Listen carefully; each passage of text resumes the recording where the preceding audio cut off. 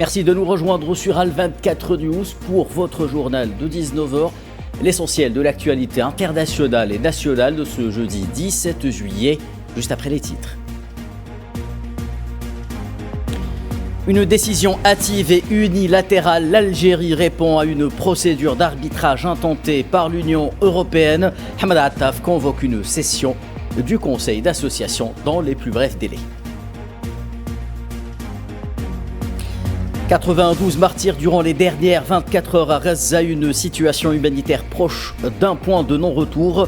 L'agression sioniste fait de plus en plus de martyrs parmi les enfants, notamment avec ce chiffre glaçant, 30 000 ont été tués depuis le 7 octobre 2023.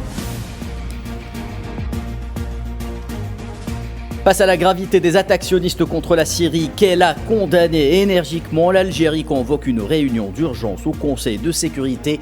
Elle aura lieu dans un peu moins d'une heure. Incarcéré depuis 1987 dans les geôles françaises, le militant libanais Georges Ibrahim Abdallah retrouvera enfin les libertés, mettant fin à un scandale politico-judiciaire qui aura duré 41 ans. Madame, Monsieur, bonsoir. La Direction générale du commerce et de la Commission européenne a notifié aux autorités algériennes compétentes l'ouverture d'une procédure d'arbitrage sur ce qui est présenté comme étant des restrictions commerciales, l'investissement contraire à l'accord d'association liant l'Algérie à l'Union européenne. En réponse, le ministre d'État, ministre des Affaires étrangères de la Communauté nationale à l'étranger des Affaires africaines, Hamad Attaf, a adressé aujourd'hui une lettre officielle à ce sujet à Kaya Kallas, haute représentante de l'Union européenne pour les affaires étrangères et la politique de sécurité et vice-présidente de la Commission européenne. Dans sa lettre, le ministre d'État a tenu à exprimer la surprise de la partie algérienne face à la décision européenne hâtive et unilatérale de clore la phase de consultation et de déclencher une procédure arbitrale, alors même que seules 2 réunions de consultation ont été tenues sur une courte période de 2 mois et que 6 des 8 contentieux soulevés par la partie européenne étaient en voie de règlement. Attaf a souligné que rien dans l'évolution des consultations constructives et sereines ne justifiait une interruption aussi abrupte du dialogue, d'autant que la partie algérienne avait présenté des propositions concrètes sur les 2 autres points de divergence, sans que celle-ci n'ait reçu une réponse formelle de la part de son homologue européenne. En outre, Hamad Attaf a mis en évidence le caractère unilatéral de la démarche européenne qu'il juge contraire tant à l'esprit qu'à la lettre de l'accord d'association, notamment ses articles 92 et 100. Il a en particulier regretté que la partie européenne semble avoir agi comme si le Conseil d'association, organe décisionnel central de l'accord, n'existe plus. Le ministre d'État a rappelé que c'est au Conseil d'association et à lui seul qu'il appartient d'apprécier les résultats des consultations et d'en tirer les conséquences. Or, ce Conseil n'a pas été convoqué depuis 5 ans, malgré les demandes insistantes de la partie algérienne, privant ainsi les 2 partenaires d'un cadre institutionnel important dont la raison d'être est de garantir une évolution équilibrée de la relation bilatérale d'une part et d'assumer un rôle central dans le règlement des différends d'autre part. Face à cette situation et en sa qualité de président du Conseil d'association pour l'année en cours, le ministre d'État a demandé la convocation dans les délais les plus rapprochés possibles d'une session du Conseil d'association afin de permettre un examen global et équilibré de l'ensemble des préoccupations des 2 parties dans le respect du cadre juridique établi par l'accord d'association.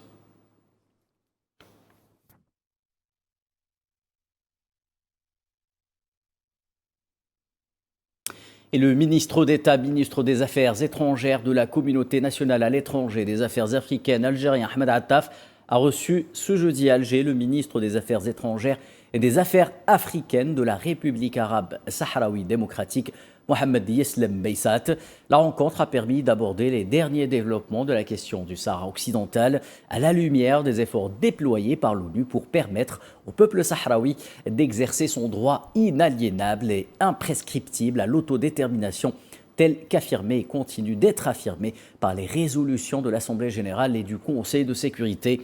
Les deux ministres ont également discuté en consultation et coordination des questions les plus importantes à l'ordre du jour de l'Union africaine.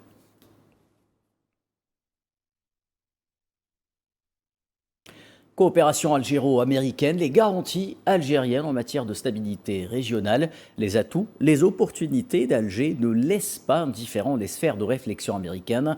Un rapport émis par le Washington Institute for Near East Policy recommande à Washington de travailler main dans la main avec l'Algérie en tant que leader régional en matière de paix et de sécurité. Stratégique, un mot qui pourrait très bien caractériser la nature des relations algéro-américaines qui connaissent une nouvelle dynamique tournée vers l'intérêt mutuel et la coopération multidimensionnelle. Alger a des atouts et Washington le reconnaît. C'est en substance ce qu'explique le rapport du Washington Institute for Near East Policy, un think tank américain qui met en avant les grandes opportunités de l'Algérie, notamment son engagement en faveur de la médiation et du dialogue diplomatique, ses ressources naturelles, ainsi que sa jeunesse dynamique. Le document, intitulé « Une voie à suivre dans le contexte de dynamique mondiale changeante », recommande vivement au gouvernement américain de renforcer ses liens avec l'Algérie en raison de son importance stratégique et de son engagement pour la paix au niveau régional et international. L'Institut de réflexion américain estime en effet que les États-Unis devraient consacrer des ressources à façonner les relations bilatérales de manière à promouvoir la stabilité.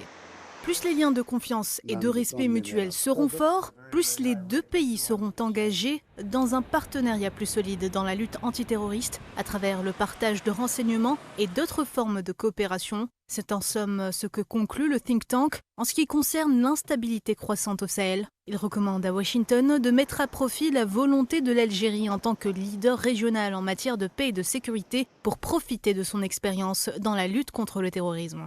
Par ailleurs, le rapport distingue clairement trois axes majeurs de coopération à développer entre les deux pays, l'économie, la lutte antiterroriste et les échanges culturels.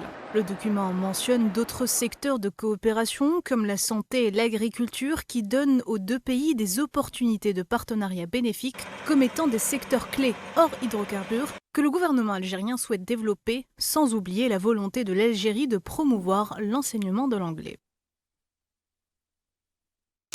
Ouvrant à présent le dossier palestinien, 650e jour de génocide à Gaza, l'agression sioniste semble s'intensifier davantage durant les dernières heures. Les attaques de l'armée d'occupation ciblent prioritairement les personnes vulnérables, particulièrement les enfants et les femmes. Ce alors que la situation humanitaire est au bord de l'effondrement et pourrait atteindre un point de non-retour. Le bilan de cette agression durant les dernières 24 heures fait état de 94 martyrs et 367 blessés. Le bilan global de l'agression s'élève à 58 367 martyrs et 139 974 blessés, et ce depuis le 7 octobre 2023. Le porte-parole de la défense civile palestinien a indiqué aujourd'hui à Al-24 News que 30 000 enfants ont été tués à Gaza depuis cette date.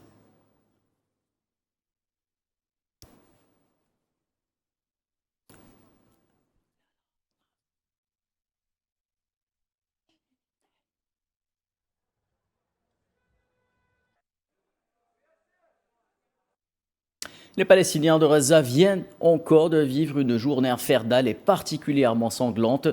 Plus de 30 martyrs sont tombés depuis les premières heures du matin dans différentes zones et quartiers de la bande de Gaza. Au moment même où je vous parle, les bombes continuent de pleuvoir sur les Palestiniens, notamment dans la région de Saftawi, au nord de la bande de Gaza.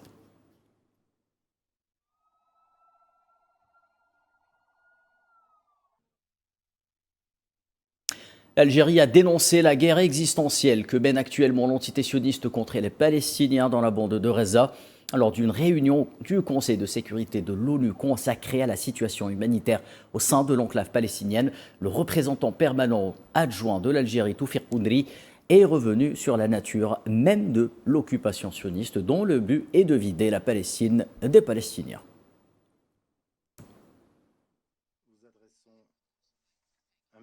La seule réalité à Gaza est celle de la mort. Comment pourrait-il en être autrement, alors que les forces d'occupation israéliennes continuent d'infliger tout type de mort aux Palestiniens, avec l'illusion arrogante qu'ils peuvent vider la Palestine des Palestiniens et façonner une nouvelle géographie. L'histoire ignorerait alors les peuples autochtones. Mais nous disons que mettre fin à l'occupation et permettre aux Palestiniens d'exercer leurs droits naturels et inaliénables sur leur territoire, c'est une évidence historique, et ceux qui veulent s'opposer à cette évidence historique connaîtront le même sort que leurs prédécesseurs. Le président syrien Ahmed Al-Shara estime que l'entité sioniste cherche à déclencher une guerre pour déstabiliser et fragmenter la Syrie ainsi que l'ensemble de la région. Dans un discours prononcé hier à la suite des frappes de l'occupation sioniste d'Abbas, le chef de l'État syrien a affirmé que l'entité sioniste vise l'unité du peuple syrien.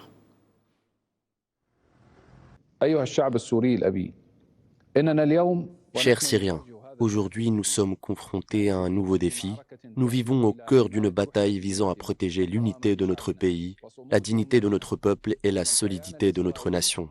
Israël, qui s'en prend à notre stabilité et sème la discorde parmi nous depuis la chute de l'ancien régime, cherche une fois de plus à transformer notre terre pure en un chaos sans fin. Il cherche à démanteler l'unité de notre peuple et à affaiblir notre capacité à progresser dans le processus de reconstruction et de croissance. Et c'est justement à la demande de l'Algérie que le Conseil de sécurité tiendra dans quelques instants une réunion d'urgence consacrée à la situation dans ce pays. La Syrie a été hier la cible de bombardements sionistes ayant justement pris pour cible des institutions de l'État à la capitale d'Abbas.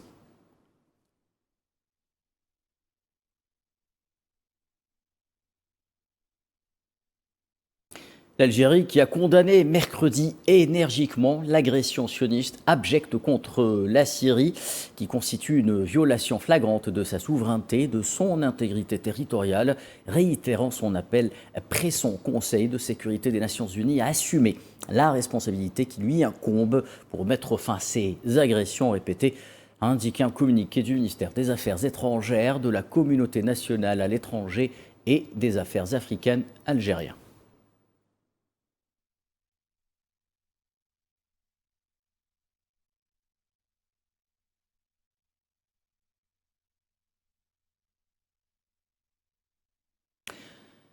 Dans la même région, malgré le cessez-le-feu en vigueur, l'entité sioniste continue d'agresser militairement le Liban. Au moins 2 martyrs et 2 blessés ont été signalés ce jeudi, dont 2 raids de l'armée d'occupation ayant ciblé les villes de Naqoura et El Khouri au sud du pays.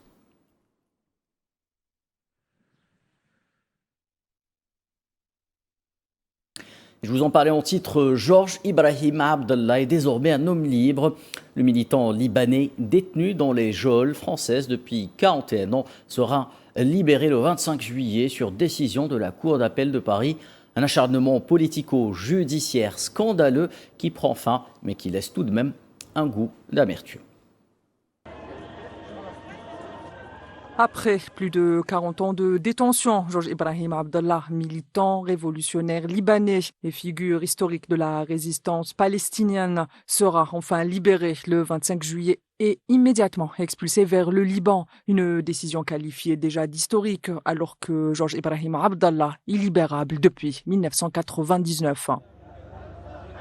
Condamné à la perpétuité en 1987 pour complicité dans l'assassinat de 2 diplomates, l'un américain et l'autre sioniste, à Paris en 1982.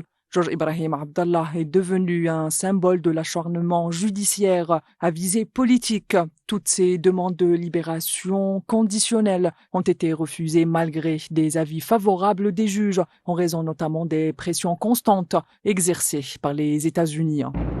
Militant engagé dès sa jeunesse dans les rangs des forces armées révolutionnaires libanaises, il a toujours revendiqué son combat contre l'impérialisme occidental et le sionisme dans le sillage de la lutte de libération palestinienne. intransigeant sur ses convictions. Il a refusé tout compromis en échange de sa libération, devenant ainsi une figure emblématique de la résistance pour de nombreux militants à travers le monde. De synchronisation entre les services, qu'il n'y avait aucun lien. Un scandale majeur entoure également son procès. Son avocat de l'époque, Jean-Paul Mazurier, a reconnu avoir été infiltré par les services secrets français, trahissant ainsi son client et portant atteinte à son droit fondamental à un procès équitable. La justice française, en dépit de ces révélations graves, n'a jamais rouvert le dossier. Aujourd'hui, âgé de 74 ans, le plus vieux détenu politique de France et peut-être même d'Europe, est reconnu comme ne représentant plus aucune dangerosité. Son avocat actuel dénonce un traitement politique indigne d'un État de droit. Et pour un éclairage dans ce dossier, nous rejoignons en direct depuis Genève, Riyad Sidawi, politologue et directeur du Centre arabe de recherche et d'analyse politique et sociale. Monsieur, bonsoir. Comment expliquer aujourd'hui un tel acharnement sur ce militant de la cause palestinienne au regard des événements géopolitiques auxquels l'on assiste et alors que la France ne cesse de donner des leçons de liberté fondamentale au monde entier? Bonsoir et merci pour votre question. Tout d'abord, Georges Brahim Abdallah, c'est l'homme qui a dit « Je ne regrette pas, je ne marchande pas, je résiste ». Parce que les autorités françaises ont mis plusieurs pressions sur lui afin qu'il critique ses actes et qu'il lâche la cause palestinienne et qu'il change sa position contre sa libération. Donc il a dit « Je ne marchande pas, je résiste et je ne regrette rien ». Parce que c'est un homme intègre, c'est un militant intègre. En plus, pour les autorités françaises habituées de stigmatiser tout ce qui est islam, musulman, islamiste, djihadiste, etc., ils sont face à un militant libanais, un militant chrétien de religion chrétienne et de gauche. Chrétien et de gauche, donc les médias pro-sionistes français ne peuvent pas le stigmatiser ou le comparer avec les terroristes de Daesh ou d'Al-Qaïda ou de Nusra, etc. Et c'est devenu un problème d'opinion publique pour les autorités françaises aussi, et ils ont subi des pressions américaines afin de ne pas libérer Georges Brahim Abdallah. Il est devenu l'icône internationale comme Che Guevara en Amérique latine. Oui. C'est Georges Brahim Abdallah dans le monde arabe et en Europe. Oui. Merci infiniment pour cet éclairage. Riyad Sidawi, je rappelle que vous êtes directeur du Centre arabe de recherche d'analyse politique et sociale. Vous étiez en direct avec nous depuis Genève. Merci à vous. Sans transition, où nous restons en France, toujours, la pilule Bayrou ne passe pas auprès des Français qui rejettent en grande majorité les mesures proposées par le Premier ministre français concernant le budget 2026, creusant un peu plus le gap de confiance qui sépare Matignon et l'Élysée de la rue française. Le gouvernement français dans la tourmente, suite aux propositions de François Bayrou concernant la réduction des dépenses de l'État. Les annonces faites hier par le Premier ministre ont été suivies par des dizaines de réactions de la part de la classe politique, notamment au sein des oppositions. Les réactions austères et virulentes de la part de l'extrême droite, mais aussi de la gauche, ont mis en exergue la situation sensible dans laquelle se trouve l'exécutif. Accueil mitigé aussi au sein de la population française. Selon un sondage IFOP effectué après l'annonce, 87% des Français pensent que le budget de Bayrou nuira à leur pouvoir d'achat, alors que 78% des sondés ne font pas confiance au Premier ministre. Une sortie politique qui s'avère souffrir d'une impopularité, les Français rejetant cette politique d'austérité. En tout cas, c'est très impopulaire. Moi, personnellement, je suis pas très fan parce qu'on touche à des acquis, en fait. Et généralement, quand on touche à des acquis, les gens, ils grognent, quoi. Donc, à mon avis, ça... si on fait un forcing, on va aller au clash, quoi, je crois. Les mesures les plus impopulaires sont les économies sur la santé avec 74% de rejet et la suppression des jours fériés, 73%. Deux propositions suscitent cependant un vrai soutien selon l'Institut, le gel des dépenses de l'État et une contribution plus grande de la part des plus riches, qui rassemble 79% des opinions favorables. Ouvrant le dossier africain, la présence militaire française au Sénégal définitivement actée. La fin de la présence définitivement actée lors d'une cérémonie organisée ce jeudi dans un camp à Dakar. La France a cédé le contrôle de sa dernière grande installation militaire au pays, marquant la fin de la longue présence de ses forces armées dans ce pays d'Afrique de l'Ouest et une étape importante dans un retrait de la région au sens large. En effet, ce retrait français amorcé ces dernières années intervient dans un contexte de rejet africain total de la politique et de la présence étrangère française dans plusieurs pays du continent, notamment ceux de la région Sahel. À tous nos camarades et à leurs familles, nous souhaitons un bon retour en France. Comme nous le rappelle Antoine de Saint-Exupéry, ce grand pionnier de l'aéropostale, je le cite, « Pour chaque fin, il y a toujours un nouveau départ. » Fin de citation. J'ai espoir que le riche capital d'amitié et de confiance, fruit de la longue histoire qui lie nos deux armées, sera le ferment d'une coopération forte et vivante au service de la stabilité, de la paix et du développement de nos pays respectifs. La 4e Assemblée générale de la Banque de développement Shelter Afrique fermait ses portes ce jeudi à Alger sur des résolutions importantes en matière d'avenir et de renouveau économique pour le secteur du logement abordable sur le continent africain.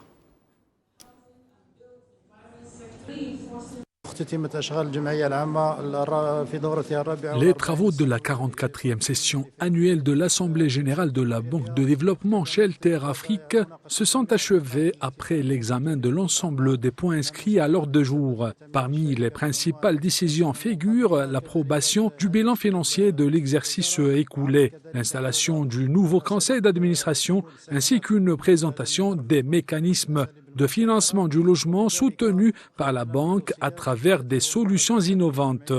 Les résolutions issues de cette assemblée mettent en avant l'importance de l'expérience algérienne dans le domaine de l'habitat qualifié d'unique. Les pays africains participants ont exprimé leur volonté de s'en inspirer en l'adoptant en spécificité de chaque pays.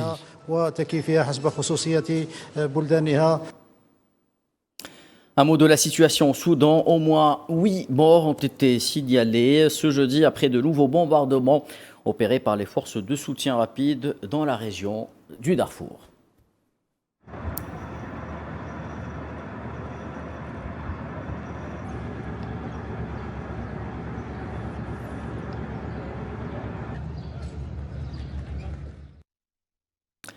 L'Afrique du Sud a exhorté les pays du G20 à faire preuve d'un leadership mondial et coopératif pour relever les défis, notamment la hausse des barrières commerciales, alors que les directeurs financiers du club se sont réunis ce jeudi sous l'ombre des menaces tarifaires du président américain Donald Trump. L'Afrique du Sud, pays hôte, sous la devise de sa présidence Solidarité, Égalité, Durabilité, a cherché à promouvoir un agenda africain avec des sujets tels que le coût élevé du capital et le financement de l'action contre le changement climatique. Nous nous réunissons à un moment où la croissance économique mondiale est fragile. Alors que l'inflation ralentit progressivement et que les conditions financières commencent à se stabiliser dans certaines régions, l'incertitude continue de peser lourdement sur les perspectives de croissance mondiale. La montée des barrières commerciales, la persistance des déséquilibres mondiaux et les nouveaux risques géopolitiques constituent des préoccupations majeures. Conflit en Ukraine. Pour refermer cette page d'actualité, l'envoyé spécial américain en Ukraine, Keith Kellogg, a visité les terrains d'entraînement militaire du pays mercredi, au 3e jour de sa visite en Ukraine.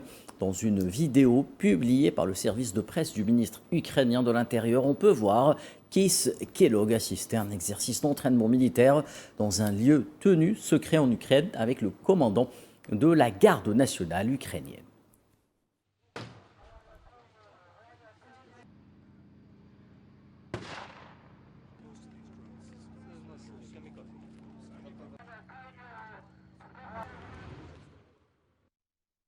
C'est la fin de ce journal, un programme que vous pouvez retrouver sur notre site internet et nos différentes plateformes web. La suite avec l'échiquier international présenté comme chaque soir par Leïla Guertal. Excellente soirée à tous.